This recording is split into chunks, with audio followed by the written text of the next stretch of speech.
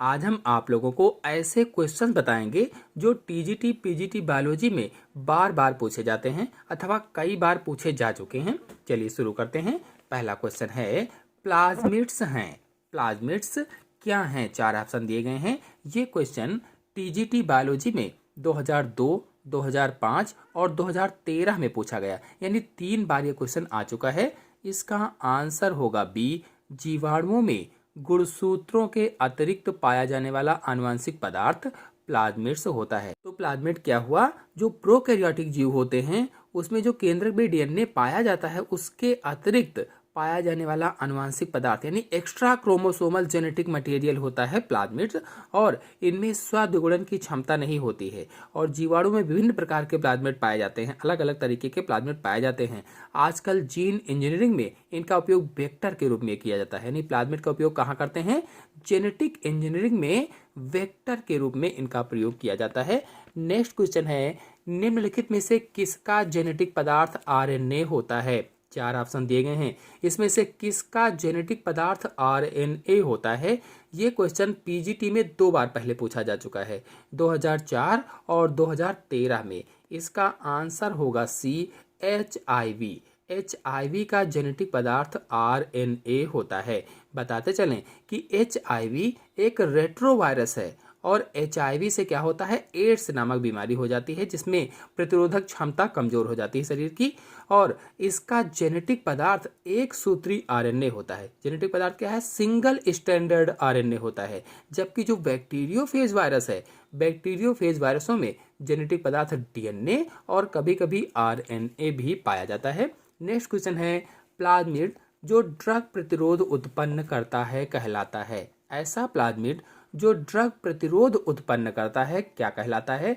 4 option दिए गए हैं। ये क्वेश्चन भी 2 बार पहले पूछा जा चुका है, तो इसका आंसर होगा डी, आर फैक्टर कहलाता है। R factor. आपको बता दें कि एफ फैक्टर जो होता है वो जनन प्लाज्मिड कहलाता है। एफ फैक्टर जनन प्लाज्मिड कहलाता है।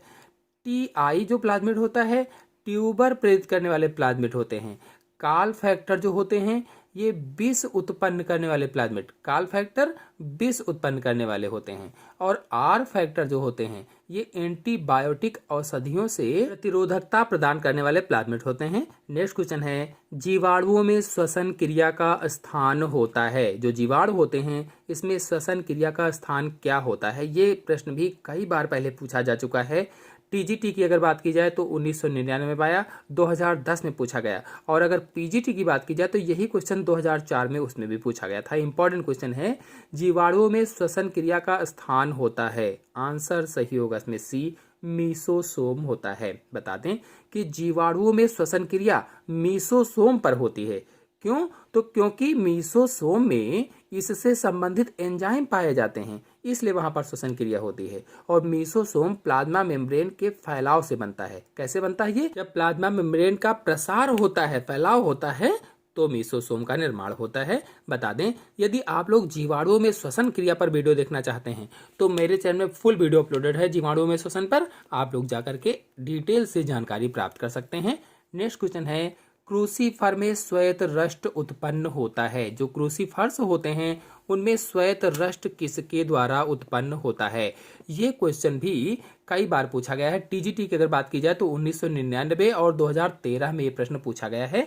तो इंपॉर्टेंट क्वेश्चन है क्रूसीफर में श्वेत रस्ट उत्पन्न होता है। तो आंसर होगा इसका डी, एल्ब्यूगो के द्वारा क्रूसीफर में श्वेत रस्ट उत्पन्न होता है। और यह वास्तविक रस्ट नहीं होता है, वास्तविक यानी ओरिजिनल रस्ट नहीं होता है। ब्लैक रस्ट आप क्रूसीफर पक्सिनिया ग्रैमिनीज के द्वारा उत्पन्न होता है और वो वास्तविक रस्ट होता है। जो पक्सिनिया ग्रैमिनीज के द्वारा उत्पन्न होता है उसे वास्तविक रस्ट कहते हैं। और एल्ब्यूगो कैंडिडा के द्वारा जो उत्पन्न हो रहा है श्वेत रस्ट, ये वास्तविक रस्ट नहीं होता है। नेक्स्ट क्वेश्चन है कैप सेल्स पाए जाते हैं। कैप सेल्स किस पे पाए जाते हैं? नास्टाक में, स्पाइरोगाइरा में, ओडोगोनियम में, सारगासम में किसमें कैप सेल्स पाए जाते हैं? ये क्वेश्चन टीजीटी 1999 में पूछा गया और पीजीटी में 2004 में आया और उसके पहले 2000 में पूछा गया था, यानी 2000 और 2004 में पूछा गया। तो कई बार प्रश्न ये भी आया है कैप सेल्स पाए जाते हैं किसमें? आंसर सही होगा सी, ऊडोगोनियम में कैप सेल्स पाए जाते हैं।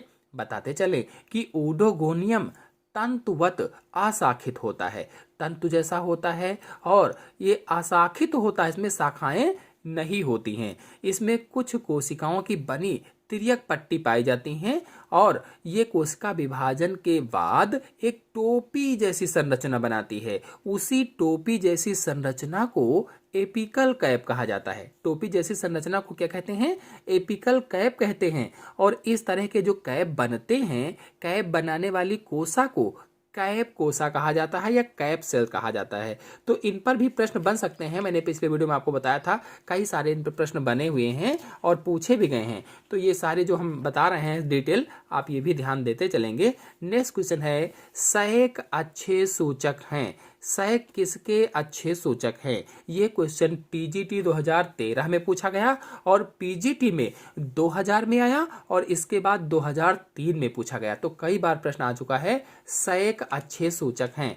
तो सहायक होते क्या हैं आपको बता दें। सहायक यानी लाइकेन, लाइकेन को सहायक कहा जाता है। किसके अच्छे सूचक होते हैं? आंसर सही होगा बी, वायु प्रदूषण के अच्छे सूचक होते हैं।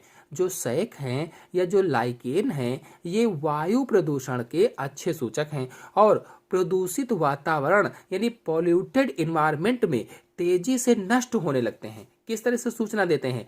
जहां पर प्रदूषण ज्यादा हो जाता है, वायु प्रदूषण, वहां पर ये तेजी के साथ नष्ट होने लगते हैं, खत्म होने लगते हैं और इस तरह से वायु प्रदूषण का संकेत देते हैं या एयर पोल्यूशन का संकेत हमें देते हैं। नेक्स्ट क्वेश्चन है, लिटमस एक प्राकृतिक रंजक है जो प्राप्त होता है।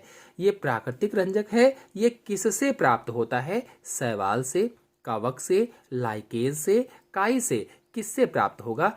पीजीटी में 2000 में आया ये प्रश्न और टीजीटी में यही प्रश्न 2004 में आया और फिर यही प्रश्न 2013 में आया। इंपॉर्टेंट प्रश्न है, लिटमस एक प्राकृतिक रंजक है, किससे प्राप्त होगा? आंसर सही होगा सी, लाइकेन से प्राप्त होगा।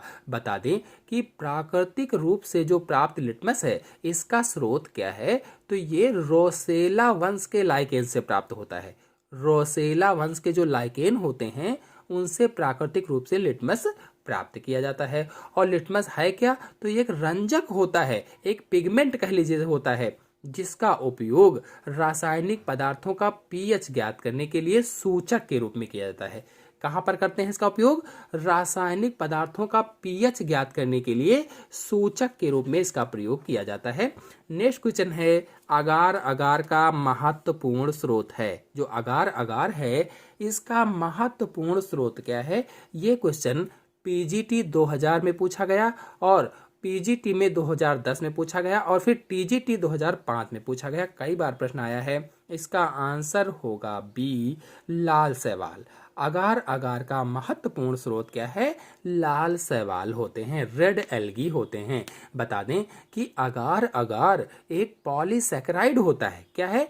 पॉलीसैकेराइड है जो विभिन्न लाल शैवालों, कौन कौन से लाल शैवाल, जैसे जिलेडियम है, ग्रेसिलेरिया है आदि से प्राप्त होता है और इसका उपयोग कृत्रिम संवर्धन में ठोस कारक के रूप में किया जाता है। और लाल शैवाल किस वर्ग के अंतर्गत आते हैं? अगर ये पूछा जाए तो लाल शैवाल रोडोफाइसी वर्ग के अंतर्गत आते हैं, रोडोफाइसी वर्ग। नेक्स्ट क्वेश्चन है, आइसोमार्फिक पीढ़ी एकांतरण पाया जाता है। आइसोमार्फिक पीढ़ी एकांतरण किसमें पाया जाता है? ये क्वेश्चन भी कई बार पूछा गया। 2002 में आया पीजीटी में और 2003 में पूछा गया। तो इसका आंसर होगा सी, एक्टोकार्पस। आइसोमार्फिक पीढ़ी एकांतरण किसमें पाया जाता है? एक्टोकार्पस में पाया जाता है। बताते चलें कि इसके जीवन चक्र में या लाइफ साइकिल में युग्मकोद्भिद पीढ़ी या गैमेटोफिटिक जनरेशन तथा बीजाणुद्भिद पीढ़ी या स्पोरोफिटिक जनरेशन बाह्य संरचना में समान होते हैं। यानी जो इसकी लाइफ साइकिल है उसमें गैमेटोफिटिक जनरेशन और स्पोरोफिटिक जनरेशन बाह्य संरचना में बिल्कुल समान होते हैं। नेक्स्ट क्वेश्चन है, निम्न में से कौन एक जलीय है? 4 ऑप्शन दिए गए हैं, इसमें से जलीय कौन है ये बताना है, यानी जल में कौन पाया जाता है। ये क्वेश्चन पीजीटी 2010 में पूछा गया और टीजीटी में कई बार रिपीट हुआ। 2005 में आया, 2010 में आया और 2013 में आया। मोस्ट इम्पॉर्टेंट क्वेश्चन है कि निम्न में से कौन एक जलीय जाति है। इसका आंसर होगा डी, रिक्सिया फाल्यूटेंस। रिक्सिया फाल्यूटेंस एक जलीय जाति होती है। बता दें कि यह तालाबों में, झीलों में तैरते हुए पाई जाती है। कहाँ मिलती है? तालाबों में पाई जाती है, झीलों में पाई जाती है, इसीलिए जलीय जाति क्योंकि जल में पाई जाती है। नेक्स्ट क्वेश्चन है, लाइकोपोडियम के किस जाति में अरियरंभ उपस्थित होता है? अरियरंभ यानी एक्टिनोस्टील उपस्थित होता है किसमें? ये क्वेश्चन पीजीटी 2002 में आया, 2003 में आया और उसके पहले 2000 में पूछा गया। कई बार प्रश्न आ चुका है कि लाइकोपोडियम के किस जाति में अरियरंभ या एक्टिनोस्टील उपस्थित होता है। आंसर होगा पहला, लाइकोपोडियम सेरेटम। लाइकोपोडियम सेरेटम में। नेक्स्ट क्वेश्चन है, पौधे के किस भाग से काफी प्राप्त होती है? फल, बीज, पत्ती, पुष्प। तो ये क्वेश्चन पीजीटी 2003 और 2004 में 2 बार पूछा गया है कि पौधे के किस भाग से काफी प्राप्त होती है। ऑप्शन सही होगा इसमें बी, बीज से काफी प्राप्त होती है। बता दें, कॉफी रूबिएसी कुल के कॉफिया अरेबिका नामक पौधे के बीजों से भून कर प्राप्त की जाती है। यानी जो कॉफी है ये रूबिएसी कुल के पौधों से प्राप्त की जाती है। और रूबिएसी कुल के कौन से पौधों से? तो कॉफिया अरेबिका नामक जो पौधा होता है, कॉफिया अरेबिका, इस पौधे के बीजों को भून कर प्राप्त की जाती है। और कॉफी शब्द की उत्पत्ति कॉफा शब्द से हुई है। इसकी उत्पत्ति कहाँ से हुई? काफा शब्द से हुई है। और बताते चलें कि कॉफी के बीजों के 2 मुख्य अवयव होते हैं। कौन से? कैफीन और कैफीटैनिन अम्ल। कैफीन और कैफीटैनिन अम्ल ये कॉफी के बीजों के 2 मुख्य अवयव हैं। और आपको बता दें कि कॉफिया की विभिन्न जातियों में कैफीन की मात्रा 0.75 से लेकर 2.5 तक पाई जाती है।